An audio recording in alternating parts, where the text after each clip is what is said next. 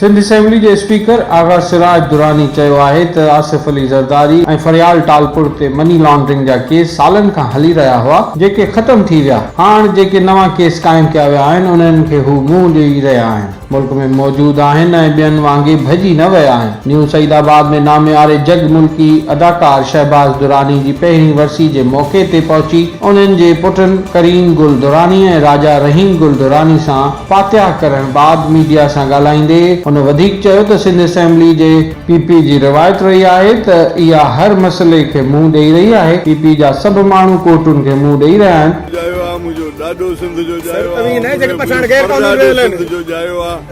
असांखे ॿुधायो जेके गैर कानून जे मां ख़िलाफ़ अफगानी जेके कराची में रहिया पिया आहिनि, जेके बर्मी कराची में रहिया पिया आहिनि, जेके गैर कानूनी आया आहिनि मां उन जे ख़िलाफ़। सर तव्हां स्पीकर आहियो सिंध असेंबली जा, तव्हां कहिड़ी कानून साज़ी कई आहे? इमरान खान ऐलान करे सर ॿुधायो कानून साज़ी मां सर मूंखे ॿुधायो त इहे नादरा वारा कराची में शरारती गार्डियन पिया अफगाननि खे सर स्पीकर बि नथो करे सघे। हाणे न मञंदो सर तव्हांजी गवर्नमेंट आहे न सिंध में? सर हिन वक़्तु सर पीपल्स पार्टी जी सिंध में गवर्नमेंट आहे, तव्हां जा अॻवान आहियो। असांजो सवाल सिर्फ़ु इहो आहे त सर प्लीज़ सर न सर असां पंहिंजी तेलके जी लेवल ते ॻाल्हि था करियूं सर। तो असेंबली जो जेको इदारो हूंदो आहे उहो मुक़दस इदारो, बिल्कुलु सर।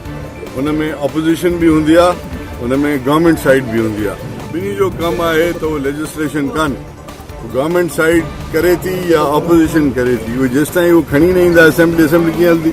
हिन चयो त थर जे ॾुकार वारी सूरत हाल ते सिंध हुकूमत रिपोर्ट ठाराई आहे जंहिंमें ज़ाहिर थियो आहे त माण्हू बुख वघे मरी रहिया आहिनि। थरी औरतूं कमज़ोर हुजण करे तंदुरुस्त ॿार न ॼणे रहियूं आहिनि। असां थर में खाधे जी खोट खे ख़तमु करण लाइ अनाज पहुचाए रहिया आहियूं, जॾहिं त चेयरमैन बिलावल भुट्टो हिदायतुनि ते आरओ प्लांट सोलर वारा लॻाए रहिया आहिनि त जीअं थरी माण्हू पीअण जो साफ़ पाणी इस्तेमालु करे सघनि। आगा सिराज दुरानी चयो त चीफ जस्टिस भले थर जो दौरो करे ऐं असांजी हुकूमत जी कारकर्दगी चेक करे। हिन वधीक चयो त मौजूदा सिंध असेंबली में नवां मेंबर चूंडिजी आया आहिनि, उन्हनि खे कानून जी पूरी ॼाण ई नाहे, इन करे असेंबली इजलास मच्छी मार्केट नज़र ईंदा आहिनि। ऐं रूल्स बाबति मेंबरनि खे सम्झाईंदसि। हिन चयो त शहबाज शरीफ जी गिरफ़्तारी पुख्तनि सबूतनि तहत अमल में आई आहे। सिंध में परॾेहिनि खे रहण ऐं उन्हनि खे सुञाणप कार्ड ठाहे ॾियण जो आऊं मुखालिफ़ आहियां। सिंध असेंबली मुक़दस इदारो आहे, उते सिंध जी अवाम जे मफ़ादनि में कानून साज़ी कई वेंदी। हिन शहबाज दुरानी खे ख़राज अक़ीदत पेश कंदे चयो त शहबाज दुरानी मोतबर माण्हू हो जंहिं सिंध जी सकाफ़त खे मुल्क ऐं परॾेह में रोशनास कराइण में अहम किरदारु अदा कयो।